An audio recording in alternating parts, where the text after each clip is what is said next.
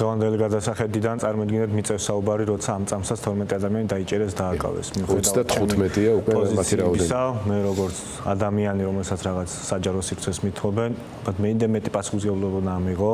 კიდევ მეტად უნდა მესაუბრა იმაზე, რამხელა საფრთხის შემცველი არის გავსდგომარეობა და მეც მან ვამბობდი, რომ ჩემი აქციაზე ყოფნის თავარი мотиваცია მათ შორის იქნებოდა ის, რომ იქ ბევრი ჩემი მეგობარი, ბევრი ჩემი ნაცნობი, ბევრი კარგი ადამიანი არის, რომელთა მიმართებაშიც მათ უსაფრთხოება არის ჩემთვის თავარი პირველ რიგში და მე ის რაც ხდება, როცა ქართული ოცნება მე ყველაფერს იყენებს, ამისთვის რომ ეს ადამიანები დაიჭიროს და თითოეული ადამიანის ცხოვრება არის ძალიან დიდი ნიშნულობის რამე, თითო ადამიანი თითო სამყაროა და ყველა პატიმარი, რომელსაც იმათბაში აი მოდი კიდე დაგვიჭიროს სადღაც მივალთ ერთის ხრივ ხო ესე შეიძლება გმირულად რაღაცები ვიყიროთ, მაგრამ რაც არ იყოს ძალიან დიდი ტრაგედია, როცა ხა ადამიანის სახელი და გვარის პირველი ასოებით გიწევს, გაიხედ, გამოიხედ და შენ ოჯახის წევრი ხარ, შენ მეგობარი ხარ, მე Facebook-ს გადავლო, თვალი ვინ არის, ვინმე თუ იცის და მე როგორ მიხვდეთ იმ ადამიანს და რავი შეიძლება წყობით ადამიანს ციხეშოფნა მოუწევს. აქედან გამომდინარე პირველ რიგში 4 თუ რამეს გამო არის ტრაგედია, თუ რამეს გამო არის პრობლემა, თუ რამეზე პირველში ყველაზე არის სანერვიულო იმ ადამიანების გამო, რომლებმაც თავისუფლება დაკარგეს. ჩემთვის პირადად ეს არის თავი. ეს დღე უდნა განსხვავებულ შინაარსზე შევახსენოთ ერთმანეთს და საზოგადოებას. თავად ეს მძიმე სიტყვებით ცხადია უკავშირდება ახლა იმ კონკრეტული ადამიანების ბედს, რომლებიც დაპატიმრებულები არიან, ან კიდევ ერიან, ხო? ეს თავისთავად საინტერესო ტალღობრივად მოდის, რომ როგორც ჩანს ეს რეპრესიის გრადუსი საზოგადოებაში დიდხანს შენარჩუნდეს, ხო? ეს რაღაცა ეს დაშინების და სისტემის მიერ დაჯაბნის გამოხატულებად უნდა იქცეს. მაგრამ ფაქტია, რომ არ არის შეშინებული ხალხი, ფაქტია მათ შორის დღევანდელი გუშინდელი რუსთაველის გამზირის შემხედვარე. ამავე დროს ის უნდა ვთქვათ, რომ თავად 4 ოქტომბერი იყო ძალიან დიდი საერთო სახალხო ბრაზის გამოხატულება და დემონსტრაცია. ციფრებით რო არ დავიწყოთ ახლა манипуლირება, ძალიან ბევრი ხალხი იყო, ეს არ იყო ჩვეულებრივი აქცია. ჩვეულებრივი და შუალედური აქციები რო ტარდება, ის არ არის ცოტა, მაგრამ თავისუფლების მოედანი რო გაივსება და კიდე რუსთაველზე რო ხალხი იქნება, ეს არ არის შემთხვევითობა მაშინ როდესაც ვერ ვიტყვით, რომ რაიმეს სახის გარდა მედია რესურსის გამოყენებისა, ან საფინანსური, ან პარტიული რაღაცა მსხვილი ბერკეტები იყო ჩართული, ხო? ჩვენ ადრე წლების წინ გვახსოვს, რამხელა ძალისხმევა ჭირდებოდა ხალხის ამ რაოდენობის მობილიზებას. ეს თავისთავად მეტყველებს იმაზე, რომ საზოგადოებაში უკმაყოფილების მუხტი არის დიდი და თვითგამოხატვის აუცილებლობას და სურვილიც. რამდენად გამართლებული იყო ის რისკები, რომელიც აქციის ორგანიზატორებმა აიღეს ამ პირობებში და რა უნდა გავითვალისწინოთ მომავალში, რომ მსგავსი ჩავარდნები და პრობლემები არ გქონდეს. დაგეთანხმებით ბევრი ადამიანი იყო, არ იყო ალბათ იმდენამდე ციფრებს ვამბობთ ხოლმე, მაგრამ ფაქტი ერთი არის, რომ დეკემბრის მერე, მას შემდეგ რაც წინა დღეს რომ ადამიანებს ურტყავდა და ემოციური ფონი იყო და ესეთი ეს აღვივებდა კიდევ უფრო მეტად მოხს, იმის მერე ესე დროის გასვლის შემდგომ უბრალოდ ეს აქცია ჩანიშნული იყო და ამდენი ადამიანი მოსული იყო, ეს პირველი პრეცედენტი იყო დეკემბრის მერე, მე ჩემი დაკვირვებით ამდენი ადამიანი არ ყოფილა. ეს არის სიმართლე, არის რაღაცა ტიპის ტკივილი, რომელიც ტკივილიც არ არის მხოლოდ ემოცია, სადღაც აი აქ ტვინში ჩელდება, არამედ გულში, რომელიც შეიძლება ხვალდაზე გაგიაროს, რაც ბუნებრივი მდგომარეობა, ხო, შეიძლება რა უახლოესი ოჯახის წევრი დაკარგო და რაღაც 40 გავა ეს გავა და ისეთ აღარ ხარ ისე რაღაცნაირად წუხრის ქვეშ, როგორც 2 დღე რო გავა და ემოცია იკლებს ბუნებრივად ბიოლოგიურად ადამიანი ეგრეა. ეს რაღაც კიდე მეტად სხვა არის გარდა ბიოლოგიურისა, აზროვნების დონეზე უამრავმა ადამიანმა ჩათვალა, რომ იმ დღეს შეიძლება სულ არ ჯეროდა ეხა იქ რაღაც რევოლუციის, უბრალოდ მიდიოდა იმ პროცესში დაფიქსირებულიყო, რომ არ დამიწყებია რაღაცნაირად მახსოვს, რომ რო შევალჩინე შევხედე ხალხს, არ იყო მეტად ის კატეგორია, რომელიც ამ პრეზიდენტის სასახლის ასაღებად იყო იქ მისული. ან შეიძლება დიდი მოლოდინები ქონოდა, რომ იქ ვიღაცა მაგათ გენიოსობას და გეგმას იტყოდა და მე არ მგონია, რომ უმრავლესობაში ეგ იყო. ყველა სხვადასხვა საკუთარი ფონი აქვს, ვინც ყოველდღიურად ჩართული აქციაზე, ის კიდე სხვა იმით იყო, მაგრამ ეს არ იყო. მე არ მგონია, რომ რაღაც ისეთი ტიპის შეცდომები იყო, რამაც ეს გამოიწვია, ამით ეს რო თქვა, ამით უნდა თქვა, რომ არა, რაღაც თავისთავად იქ რაღაც პროცედურალური შეცდომა მოხდა, ვიღაცამ ჩაუშვა, ან გაიყიდა ტაქტიკურად რომ ესე ყოფილიყო, ხო, ამ ჩავიწროებულში მე პრობლემას არ ხედავ. ეს ყველაფერი მგონია მოგონილი ამბავი, ეს ყველაფერი მგონია რაღაცა პასუხისმგებელი პირის ძებნა. თავარი პრობლემა არ არის, თავი პრობლემა ცოტა სხვაგან არის და უნდა დაუზომოთ ამ პროცესში და როგორც არჩევნთა მიმართებაში, რაც არ უნდა ახლა ისაუბრო, ვისი გამოსვლამ რა დააზიანა და რატომ მეტი ხმა არ მოვიდა, ასევე ამ აქციის მიმართებაში, თავარი პრობლემა არის რაღაცა ტიპის მატრიცა, რაში ჩვენ სხვა განცდები გვაქვს და თითქოს მთელი ქვეყანა ცალკეურად ცხოვრობდა და ეს ხდება დეკემბრის შემდგომ და აქედან გამომდინარე ბევრი ტიპის ალოგიკურობა მცირეობა იყო, ბევრი ტიპის უნდობლობა და დაბალი დობისგან გამომდინარე ვერ ვახერხებთ ხოლმე ამ ცოტა უფრო კონკრეტულად შეგიძლიათ. უფრო კონკრეტულად დავიწყოთ ხა წარმატებული როგორ შეიძლება იყოს თქვა წარმატებული იმ სასახლის აღების იდეა, რომლის სახლიდანაც მაგალითად სალომე ზურაბიშვილი ისე გამოვიდა, რომ ხმარავის არ ამოუღია, მოდი გამოდეთ ეს არის სწორი. შემდეგ ვამბობდით ამ ანთების გამომაჩნ რომ ეს ადამიანი არის მაგალითად საქართველოს მოქმედი პრეზიდენტი, რაღაც ესეთი მატრიცაში. ლეგიტიმური ვერე ხო, ლეგიტიმური პრეზიდენტი. და ამ ლეგიტიმური პრეზიდენტის სასახლესთან რომ უნდა შეხვიდე, ის ლეგიტიმური პრეზიდენტი ამოს რომ ამას რო აკეთებთ ეს ამის ღალატად არის შერაცხული და ესაც კოცების საქმეს აკეთებთ, რაღაცა ნაწილი ფიქრობს რომ ეგ იყო სწორი.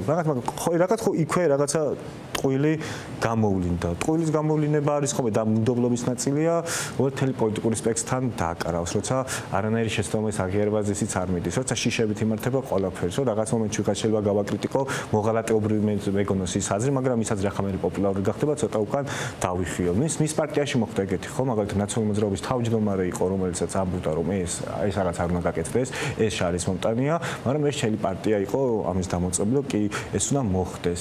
მე მაგალითად რომ რაღაცა რომ შეიძლება ვიღაცა ქურდები გვეხმარებოდნენ ძმაო და ეხლა ეს ხანეირი ამბავი ამიტომ მიხდება. ხო, ეს ოფიციალურად არ სადარქმევა რაღაცა კონტაქტების გათვალისწინებით დროში თუ ნახოთ იქ და რაღაც ინფორმაციები დაიდროფება, დაიდება. და მე იმიტომაც მივდივართ ამ პროცესში იქამდე რომ აი დღეს მაგალითად გულწრფელობა რავის არ შეუძლია. თუ ვინმე გვიღალატა, მაშინ უნდა ითქვას ხო ვინ გვიღალატა.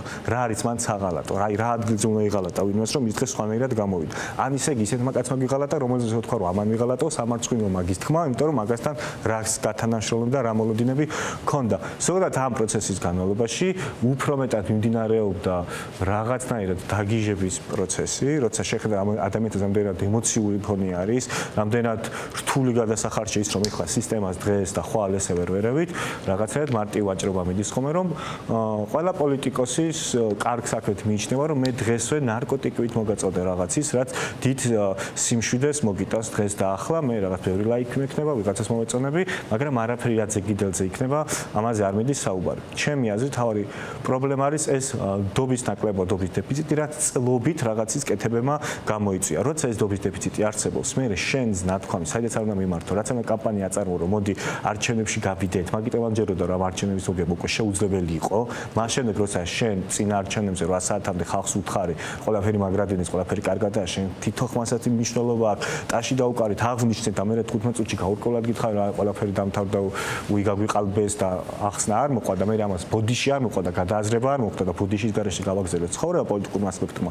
კი, ეგ უნდობლობა ისახება და ეგეთ რაღაცები ვილაქება. თავარი საწვავი პოლიტიკოსის ეს არის, თორე ერთი და იგივე გეგმას რო გეგმას ვამბობთ, ხო, სულ ერთი და იგივე გეგმა, სხვადასხვა დობის რესურსით რო თქვა, ერთ შემთხვევაში შეიძლება გამართლდეს და მეორე შემთხვევაში შეიძლება არა. ერთ შემთხვევაში თქვა რომ მოდი აქ გამომყევი და მთელი მიტინგი გამოყვეს, მეორე შემთხვევაში შეიძლება არა და აღმოცენად შეგხედოს. როგორც არჩევნებთან მიმართებაში, მე მაგალითად არ მაქვს იმის დაკარგული, რომ ზოგადად არ არსებობს ისეთი მოცემულობა, როცა შენ შეიძლება ქართლოცნებას მოუგო. არა არსებობს.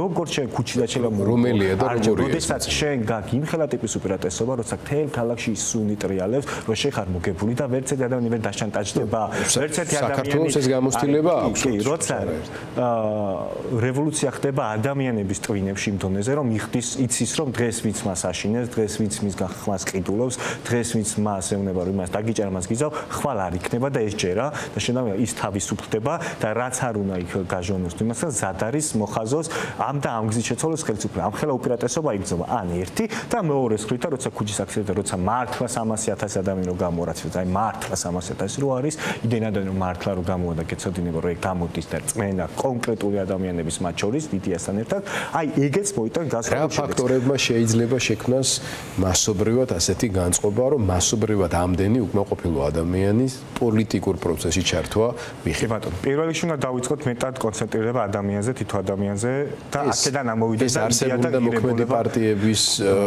რეფრეში, ასე ვთქვათ, გადარესტრუქტურირებით შეიძლება თუ მთლიანად პოლიტიკური სისტემის ახალ საფუძვლებზე დაყრდნობით შეიძლება მოხდეს. მოკლედ, აი კიდევ უფრო დავასრულოთ, პოლიტიკური პროცესი პოლიტიკური პარტიების მიერ არის. სამართავიც, ინიციატივების გამოსახატი, პასუხისმგებლობები ასაღები და ასე შემდეგ.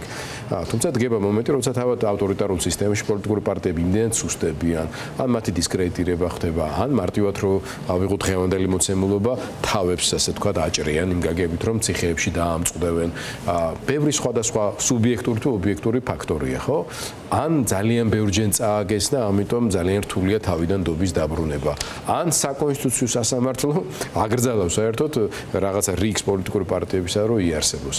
აი დღევანდელი საქართველოს რეალობის გათვალისწინებით რა არის ის ფაქტორები, რომელმაც ეს შეიძლება ჩაანაცვლოს, ანუ ოცნების მოცემულობის პირობებში როგორ უნდა უპასუხოთ. უბრალოდ ხშირად მესის ხოლმე და თითქოს მაგ ამბიციის მოკლაც კი ხდება მე იმის აღწერით რა რთული სიტუაცია. ეგ მესმის უბრალოდ მაშინ მაგ გააზრებით როცა ვარ, არც ერთი დღე როგორც პოლიტიკოსი, არც ერთ ეთერდან ადამიანს აღარ უნდა დაველაპარაკო. მე თვითონ უნდა გავიუქმო ჩემი პარტია. მე თვითონ თქვა რომ ასაზი არ აქვს და გადავიქცე როგორც აქტივისტად. როცა კი მე ვამბობ რომ მე აქტივიზმთან განსხვავებით რაღაცა სხვა პასუხისმგებლობას ვაღიარებ და რითაც ვაღიარებ, ეგ არის რომ ჯერა რაღაცა ფორმით მე პოლიტიკის, ეს უნდა თქვა რომ დილით რა мотиваცია გაგვიძევს რომ ისე შენ თავს პოლიტიკოს ეძახი და ვიღაც ადამიანზე თუ წვენა გაქვს დაკარგული, იმის არ კიდე ახალი ხარდაჭერის მომატება შეუძლებელია, რომ რაღაცა შეცვლას აზრი არებს, აღარაფერს აზრი აღარ აქვს. მაშინ ისედაც ყველაფერი დამთავრებულია და ამის ლაპარაკს უნდა მოვეშვა და აფერისტი გამოვრო. დღეს ვინმეს ხარდაჭერა მინდოდეს, თუ მე აღარ მჯერა რომ კიდე რაღაც არსებობს ხალხი, რომელიც ჯერ რომელიც დობაც მე მჭირდებოდა სულ და რისთვის მინდა ეს დობა, ეს უნდა გამოვხატო და ეს არ არის ჩემი აზრით საკმარისად გამოხატული. მე ახლა მესვიციური მანანასავით ვიღაც ახალი ადამიანები არ გამოჩნდებიან, შეუძლებელი ამბავია. მაგრამ ჩემთვის ახალი ადამიანი იმას არ ნიშნავს, რომ რაღაცნაირად ვიღაც ახალგაზრდაა თავისთავად, თან არ ვიცნობდით და ეხლა გავიცანით. არა, ადამიანი რომელმაც ამ წამსაც კი კათარზისად განიცდის და ხვალ უკვე როგორც მეტამორფოზული, აი სხვანაირად ამილაპარაკება, რომელიც უკვე ნასაურე სხვანაირად ხვდები, რასაც გესაუბროს, სხვა ადამიანობით, სხვა დაფიქრებულად უკვე ის ჩემთვის ახალი ადამიანი არის. როცა ეს გაწერილი მესეჯ ბოქსები, სტრატეგიული მესეჯ ბოქსები, ერთ ეგრეს რა ყველა მილაპარაკება და თუ ქვევით არ წავიკითხე რა პარტია წერია, ვერც კი შეიძლება გავარჩიო საიდან არის, ამ ყველაფერს აზრი აქვს ჩემი აზრით დაკარგული. როცა ადამიანები იმ გულწრფელობით დაიწყებენ საუბარს, როგორ გულწრფელად თქვენ გესაუბრებიან, როგორც კამერას გათიშავთ და სტუდიის გარეთ ესაუბრებით, მაშინ ჩემი აზრით დაღაც ბევრი რამე შეიძლება. დასაბადებელი არის ახალი ღირებულება, როცა შენ საქართველოს ყველა მოქალაქე მიხვდება, რომ პირველში ამოცანად უყურებ იმ ადამიანს. უნდა შევეშოთ ყოველთვის ქვეყნის გარეთ ყურებას და თელი პოლიტიკის იმაზე აღწყობას, რომ თითქოს ხარი უნდა დამიჭიროს მისისიპელმა ხარდაჭერა და მოქალაქემ, რომ არ შეიძლება რომ მე დღიდან დღემდე ველოდებოდე ტრამპის გაცხადებას, იქ ბაიდენი მოიგეს, ევროკავშირის მნიშვნელოვანი ფაქტორია აქ ადამიანისთვის, მაგრამ მესმის, მაგრამ ზუსტად აქ არის ჩემი თავი პრობლემა, როცა წინ არჩევნებით სულ ამაზე ავაკეთ. არა, აქ უნდა დაუბრუნდე საქართველოს მოქალაქეს და ერთი რამ იდეა გავაგებინოთ, რაც ჩემთვის კიდევ უფრო მეტად დიდია, ვიდრე ევროპა და რუსეთი. ეს არის ის, რომ აი რატო გახდა ეს მუსიკა პოპულარული, მე ვარ საქართველო. რომ ეს დედა ნატირები მეც ვარ რა საქართველო რა. რომ ერთხელ დავიბადე და არ გვაქვს ჩვენ სიცოცხლეს ფასი არა აქვს. რომ რატო არის რომ ერთი ადამიანის მინდა ყველაფერს ჯობია, ამან თუ არ შეგვაწყობა პირველ რიგში რა რუსეთი და რა ევროპა და რა დასულღირებული გვაგლებს. პირველ რიგში ყველაზე შემაწუხებელი ეგ არის, რომელიც თითოეულმა ქოცმა ყველაზე კარგად იცის. ეხლა რიჟვაძის ოჯახის წევრი რომ მიყურებდეს, მახო ყველაზე კარგად იცის, რომ საქართველოს მე ვარ რიჟვაძე ვერამო, საქართველოს ის ერთი კაცი არის გამხდარი. ეს ხო ყველა ვიცით. ხო ყველა ვიცით, რომ საქართველოს მე ვარ კი არის იმ კაცმა თუ მოინდომა 1.7 მილიონს გაშოვნინებს 2004 წლის საქართველოს ბიუჯეტი რაც იყო, მაგ ფულს გაგათეთრენეს, მაგრამ იმ კაცმა თუ მოინდომა მაგ ფულს უკან მოგატანინეს და თუ არ მეტა შეიძლება თვითმკვლობამდე მისვლა მოგიწიოს. ეს ხო ხვდებით, რომ იმ კაცმა თუ მოინდომა ბიტკოინით ფული ვაკეთოთ, მაგრამ იმ კაცმა თუ მოიტანა უკან მოტანას მოგთხოვს და დაგიჭერდა დედი და მამი დაჭერდა. ეგ ხო ქოცმაც იცით, რომ გვარცებობთ ქვეყანაში, რომ პრემიერიც კი ვერ ბედავს, რომ საქართველოს მე ვარ პრემიერი ვარ და ვინმე სხვას არ მოუხდი მადლობას და ბოდიშ, რომ გამოვალ ჩემსაც დაგელაპარაკები, მე გეტყვი და 10 წუთი არ დავუთო ერთი ადამიანის.